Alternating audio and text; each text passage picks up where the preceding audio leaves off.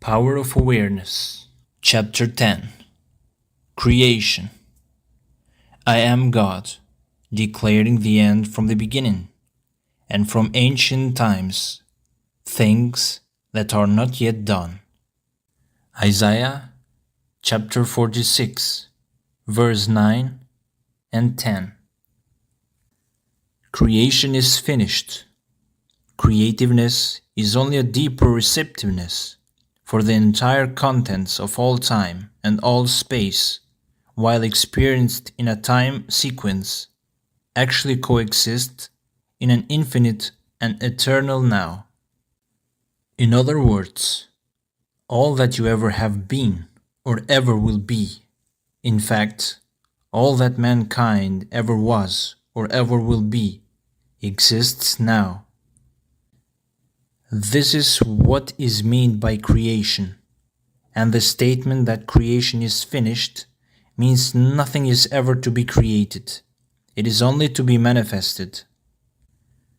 What is called creativeness is only becoming aware of what already is. You simply become aware of increasing portions of that which already exists. The fact that you can never be anything that you are not already, or experience anything not already existing, explains the experience of having an acute feeling of having heard before what is being said, or having met before the person being met for the first time, or having seen before a place or thing being seen for the first time. The whole of creation exists in you, and it is your destiny to become increasingly aware of its infinite wonders and to experience ever greater and grander portions of it. If creation is finished and all events are taking place now, the question that springs naturally to the mind is, what determines your time track? That is, what determines the events which you encounter? And the answer is your concept of yourself. Concepts determine the route that attention follows. Here is a good test to prove this fact. Assume the feeling of your wish fulfilled and observe the route that your attention follows. You will observe that as long as you remain faithful to your assumptions. So long will your attention be confronted with images clearly related to the assumption. For example, if you assume that you have a wonderful business, you will notice how in your imagination your attention is focused on incident after incident relating to that assumption. Friends congratulate you, tell you how lucky you are. Others are envious and critical. From there, your attention goes to larger offices, bigger bank balances, and many other similarly related events. Persistence in this assumption will result in actually experiencing in fact that which you assumed. The same is true regarding any concept. If your concept of yourself is that you are a failure, you will encounter in your imagination a whole series of incidents in conformance to that concept. Thus, it is clearly seen how you, by your concept of yourself, determine your present, that is the particular portion of creation which you now experience, and your future, that is the particular portion of creation which you will experience. I was amazed by this saying of Neville Goddard when I first heard it. It sounds so true, it sounds so good, like I couldn't believe first when I heard it. Like wow, this is what I just wanted in my life, like I just wanted something to kick in and bring back my motivation. As a young boy, I was always a curious person, always asking questions inside myself, like why this is happening, and why this guy is so rich, and how, why is not everyone equal, and this just came to me. And I felt relief, and just that time I understood how the world works. And this was the line from Neville. Talking to oneself is a habit everyone indulges in, we could no more stop talking to ourselves than we could stop eating and drinking. Like not everyone indulges in, if you don't know that your words are creating your reality. Before knowing this, I changed my feelings maybe 100 times a day. Like I couldn't stick to one feeling, one reality. I just changed my realities, like one by one, every time. Like it is so important to kick the negative conversations out of your brain, because every word, every conversations create reality into your mind. Like if you don't stick to one, maybe you don't know when the subconscious mind accepts the reality. You don't know when the subconscious accepts one reality that has gone into your mind, and it will accept it as true. And he continues. All that we can do is control the nature and the direction of our inner conversations. Most of us are totally unaware of the fact that our inner conversations are the causes of the circumstance of our life. Like coaches nowadays say that, try to stop your thoughts. But why would you stop your thoughts when God is speaking to us? The word is always seeking for embodiment. Like the thoughts are for humans. We need them. Without them, we cannot create. Thoughts are to be managed, not to be stopped. Some studies show that a man gets 60,000 thoughts a day. Like how can you stop 60k thoughts a day? Maybe you can with practice, but why would you do that? What is the point? Why spend energy to stop them when you can use them to create? Because without thoughts, we are nothing. We can create nothing. We are told that as a man thinketh in his heart, so is he. But do we know that man's thinking follows the tracks laid down in his own inner conversations? To turn the tracks to which he is tied in the direction in which he wants to go, he must put off his former conversation, which is called in the Bible the old man, and be renewed in the spirit of his mind. Like throw down your old inner conversations, kill your old self, and be renewed in the spirit of your own mind. Like create your new reality. Like speech is the image of mind, therefore, to change his mind, he must first change his speech. By speech is meant those mental conversations we carry on with ourselves. The world is a magic circle of infinite possible mental transformations, for there are an infinite number of possible mental conversations. When man discovers the creative power of inner talking, he will realize his function and his mission in life. Then he can act to a purpose. He can now create his life as he loves it to be. Stop your noises.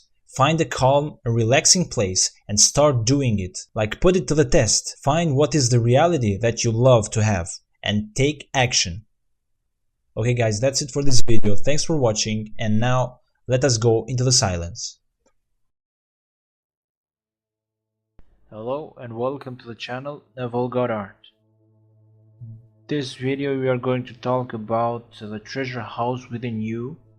That is a chapter from one of the best Joseph Murphy books, that is a part of your subconscious mind. Enjoy.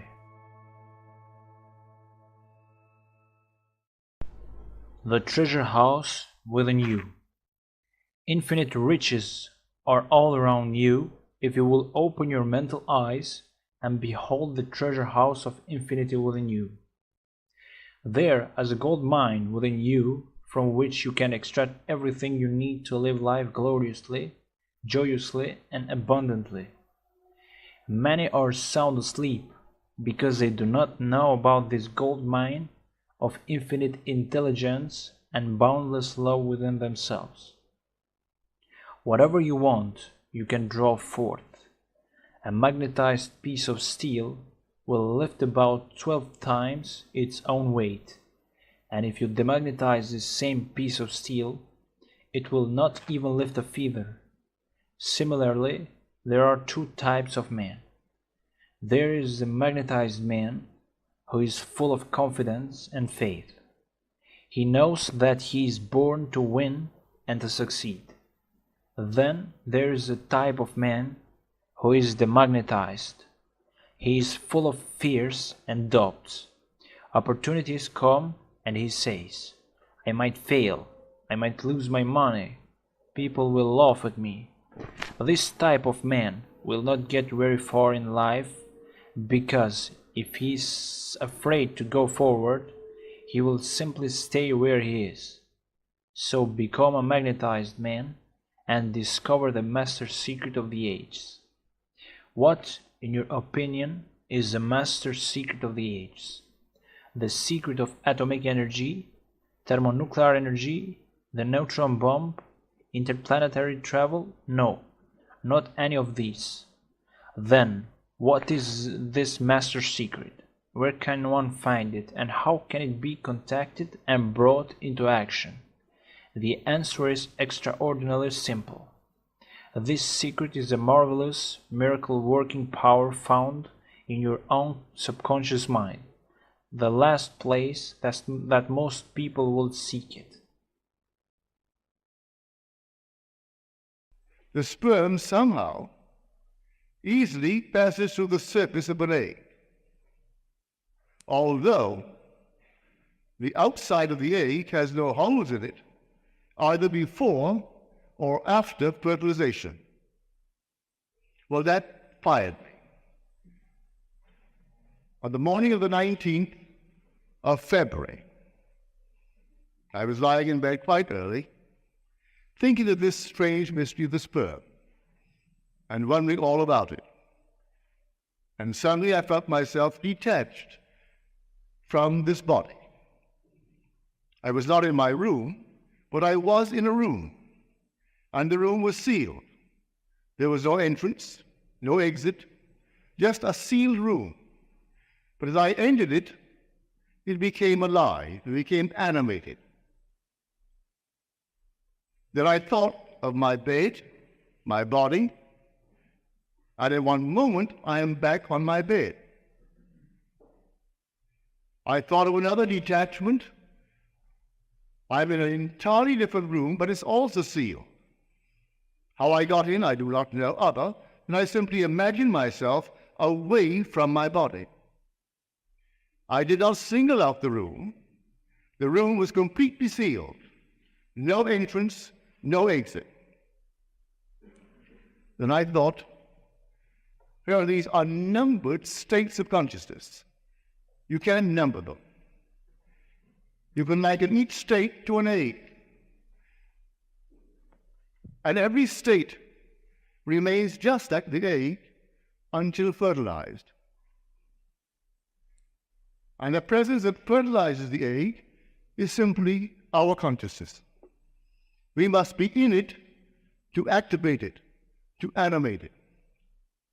You could this very moment single out any state, and by the use of your imagination, imagine that you're in it. You'll be in it. Think this very moment of your living room, or any room in your house. Take an object, a familiar object in your room, and bring it as close as you can. If it's really here, well, then you can't be here in this room. As you become intense about it, concentrated on it, you are really where you are imagining yourself to be. For man being all imagination, he must be where he is in imagination. But what have I done there? I've fertilized it. I've actually made it real. And in a way that I do not know, I'm going to go there. But now you will say, naturally, I'm going to go there today. It's my home. I use that only to illustrate a point. You could take any place, no matter where it is, any part of the world.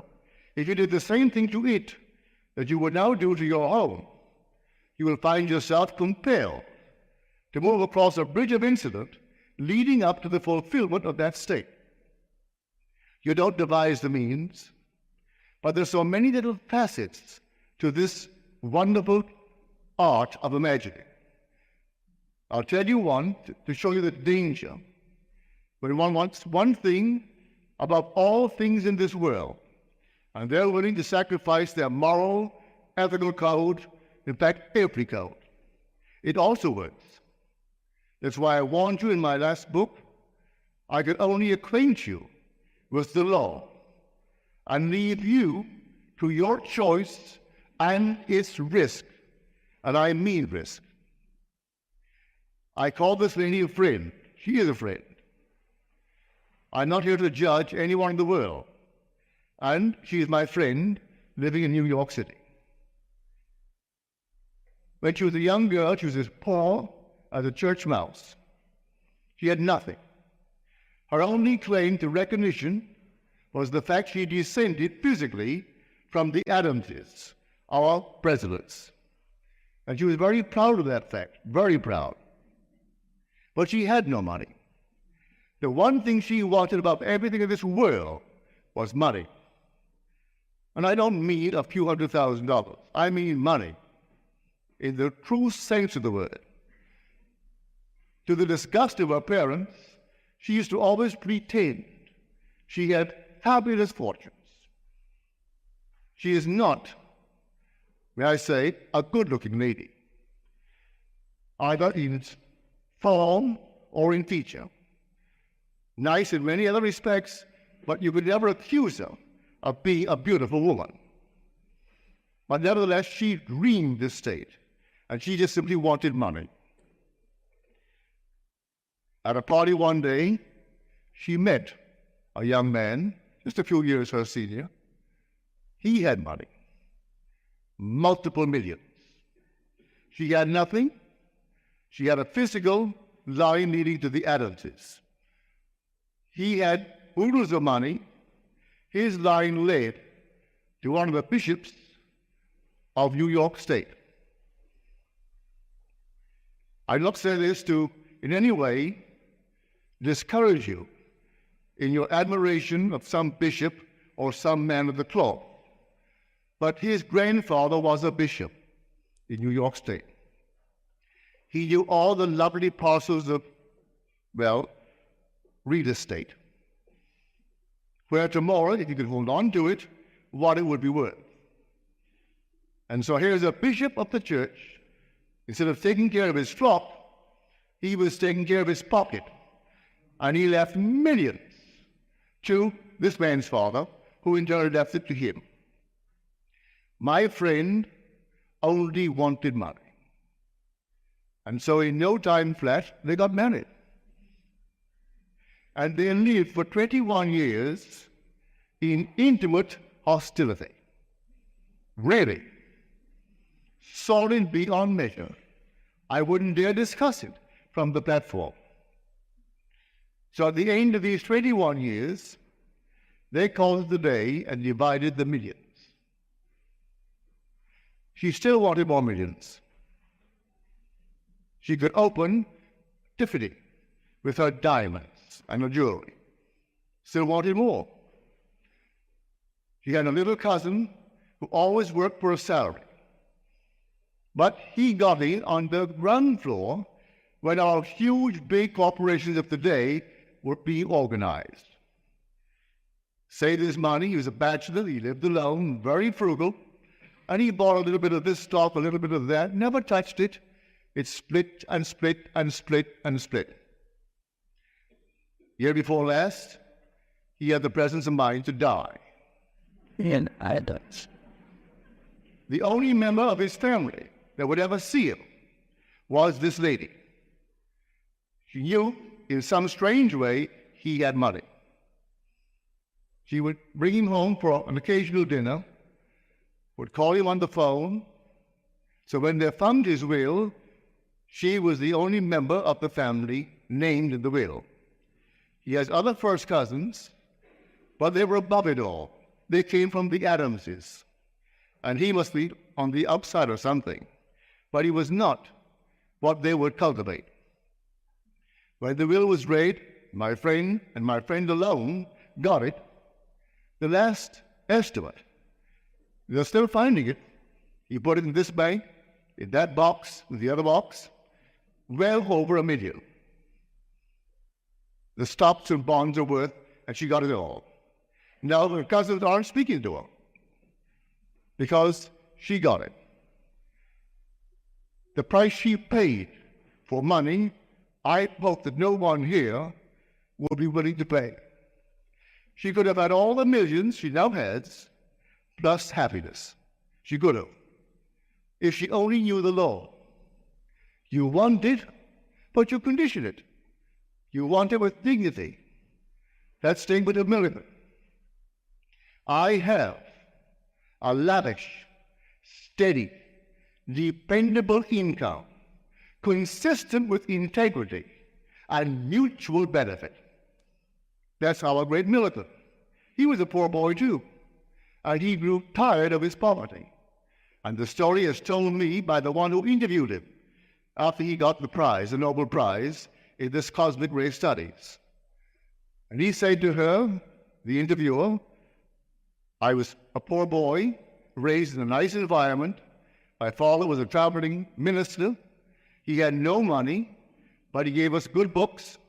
We were always playing games, a strong body and a strong mind. But he had a coat, a decent coat. And so I wanted money, but I wanted it in this manner. So I locked myself in a room one day.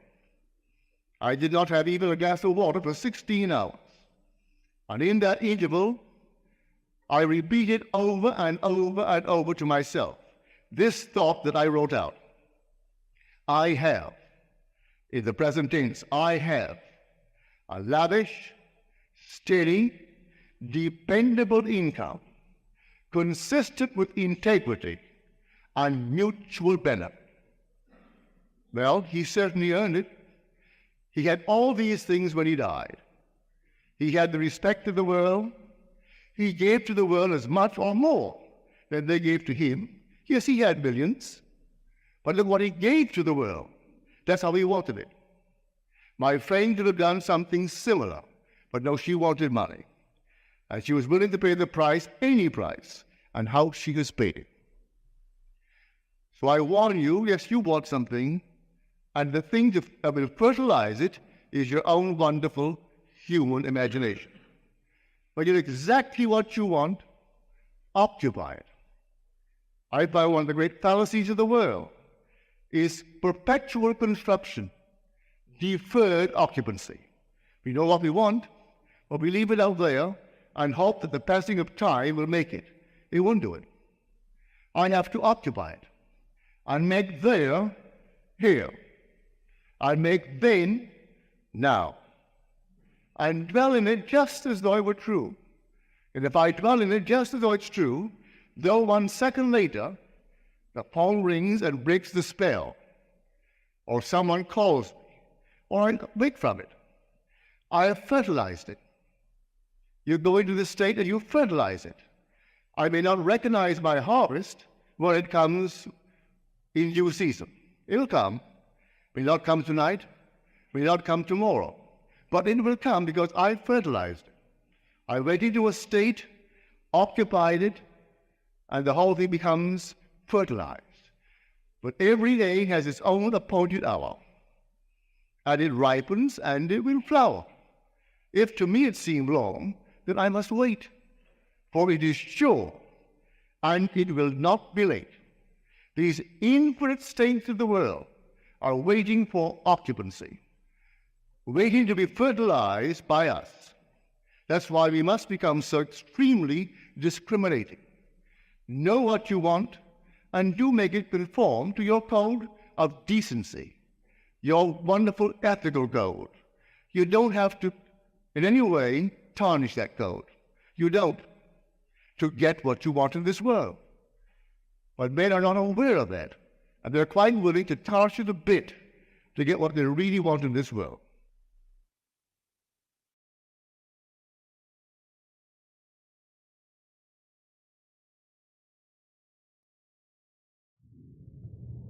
So here it is really the servant of the Lord speaking. And he's giving us some fantastic instruction and very practical instruction. Now listen to it carefully. I'm now going to quote from the very first chapter of the book of James. Be doers of the word, and not hearers only. For he who is a hearer and not a doer is like a man who observes his natural face in a mirror, then goes his way and at once forgets what he is like. But he who looks into the perfect law, the law of liberty, and perseveres, he will be blessed in his doing. Now, how do I look into the law, the perfect law which sets me free, the law of liberty? I look into my mind. I'm now imprisoned.